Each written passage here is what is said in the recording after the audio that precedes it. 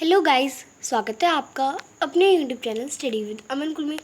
आज हम लाए हैं director of education GNCT of Delhi की वर्कशीट नंबर 28 जो कि क्लास 9th के बच्चों के लिए। सब्जेक्ट आपका सोशल साइंस है।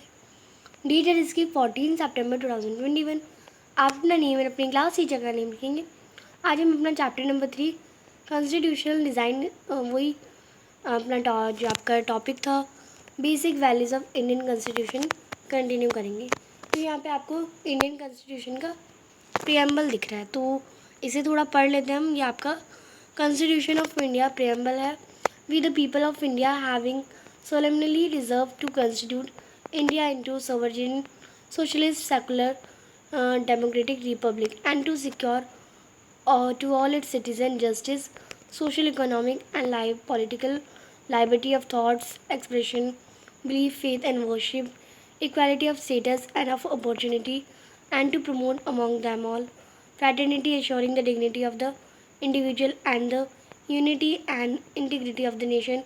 In our Constituent Assembly, this 26th day of the November 1949, do hereby adopt, enact, and give to ourselves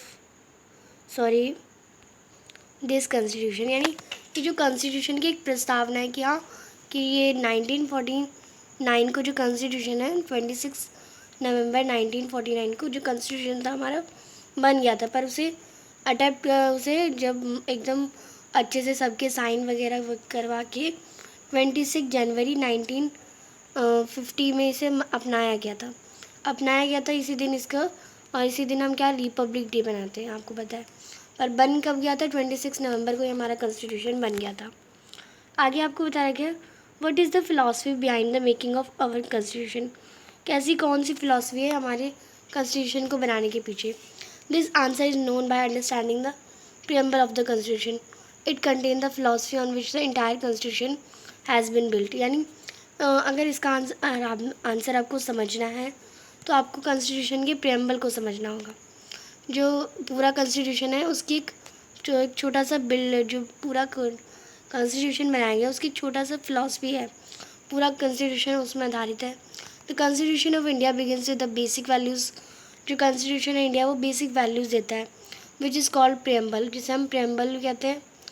और प्रियम्बल ऑफ द कॉन्स्टिट्यूशन यानी कॉन्स्टिट्यूशन का प्रियम्बल, कॉन्स्टिट्यूशन की प्रस्तावना भी कहते हैं।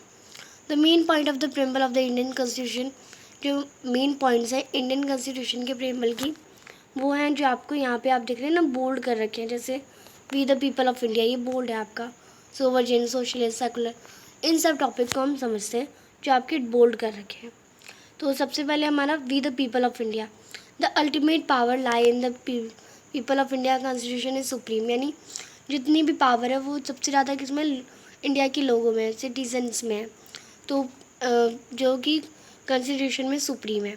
फिर है sovereign, India is free to take its own decision, no external power can influence its decision. यानी कोई बाहरी ताकत हमारे जो डिसीज़न है उसे हटा नहीं सकती, उस पर कब्ज़ा नहीं कर सकती। हमारे जो डिसीज़न है हम खुद ले सकते हैं, हम एकदम फ्री हैं। सोशलाइज्म का हो जाएगा, government should make laws related to the entitlement of land and industry in such a way that socio economic inequalities are reduce. यानी गवर्नमेंट ने ऐसे लॉ बनाए हैं कि पूरा जो लैंड है, इंडस्ट्रीज़ है, कि उन्हें अच्छे से इनक्वालिटी रिड्यूस हो और सोशल एंड इकोनॉमिक बढ़े। सेकुलर क्या है, all religion are considered equal in India. यानी जितने भी धर्म हैं इंडिया में उन सबको बराबर बताया गया। Any religion has not a special status in the country. यानी कोई भी रिलीजन को एक स्पेशल स्टेटस नहीं बोला गया। लोग मानते हैं कि हिंदू धर्म को सबसे ज़्यादा माना जाता है, तो ऐसा कुछ नहीं है। हिंदू धर्म के लोग ज़्यादा हैं हमारे इंडिया में, बस यही है। और बाकी धर्म के लोग थोड़े कम हैं। हिंदू धर्म के ज़्यादा हैं तो लोग मानते हैं कि हिंदू धर्म को ही माना जाता है।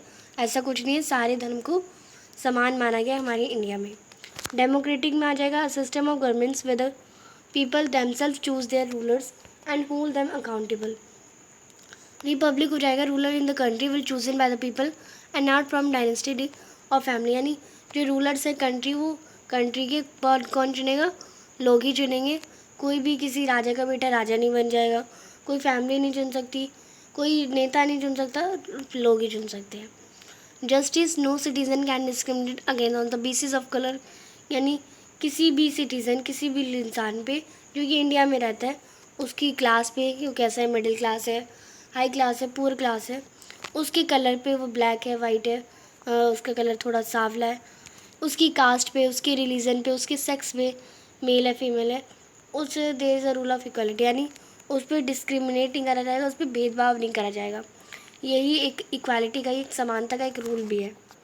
लाइबर्टी में बता रखा है the citizen of the country have freedom to express their views, यानी लाइबर्टी में है कि वो अपने, उन्हें आज़ादी इस बात की है कि वो अपने अपने पॉइंट, अपने व्यूज़ को रिप्रेजेंट कर सके। इक्वालिटी में हो जाएगा all citizen are equal before the law in the country, यानी जितने भी सिटीज़न इंडिया में रहते हैं वो सभी इक्वल हैं, सभी समान हैं लॉ के according, irrespective of caste, caste में भी उन्हें कुछ नहीं कहा जाता, religion, gender, colour etcetera. Fraternity क्या हो जाएगा, everyone in the country should behave like a family, यानी फ्रैटर्निटी में है ये है कि जो हम सबको एक से भाईचारे की तरह रहना है, मेंटेन म्यूचुअल ब्रदरहुड, यानी एक भाईचारा बना के रहना है, एक फैमिली बना के रहना है कि इंडिया की एक पूरी एक फैमिली है। तो ये आपको बता रखा था प्रीएम्बल में।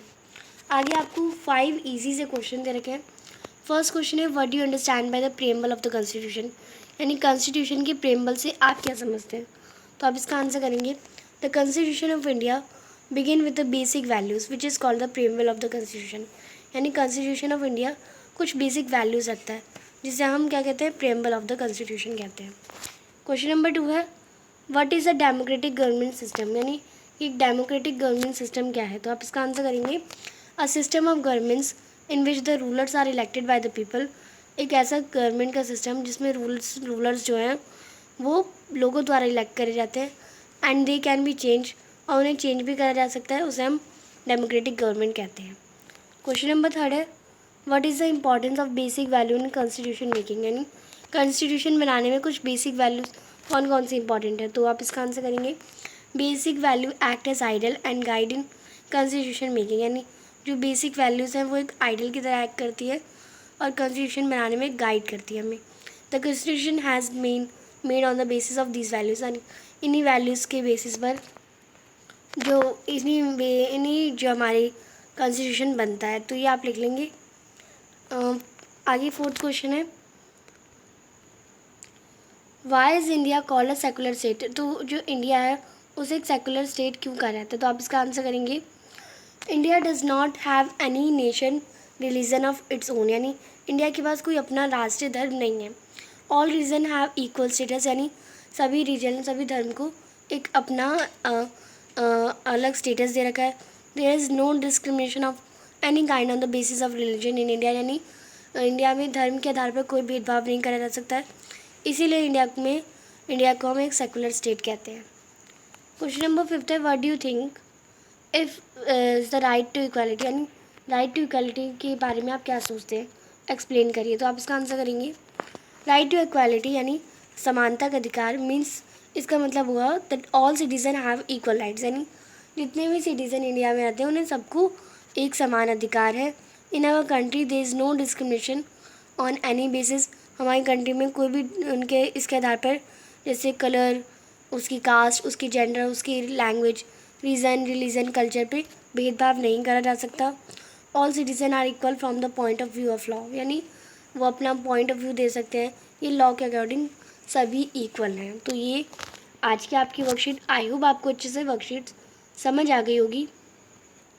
अभी तक आपने मेरे चैनल को सब्सक्राइब नहीं करा है तो प्लीज़ मेरे चैनल को सब्सक्राइब ज़रूर करें और उसके बाद आने वाले बेल आइकन को प्रेस करें जिससे आपको हर वीडियोज़ की नोटिफिकेशन टाइम से मिलते रहे।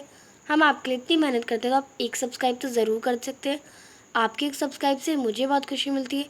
ये वीडियो अच्छी लगी तो इसे लाइक करिए, दोस्तों के साथ शेयर करिए, और आपने अभी तक हमारा टेलीग्राम ग्रुप ज्वाइन नहीं किया तो आप उसे ज्वाइन कर सकते हैं। साथ ही आप हमें इंस्टाग्राम पे फॉलो कर सकते हैं। Thanks for watching video, bye bye guys.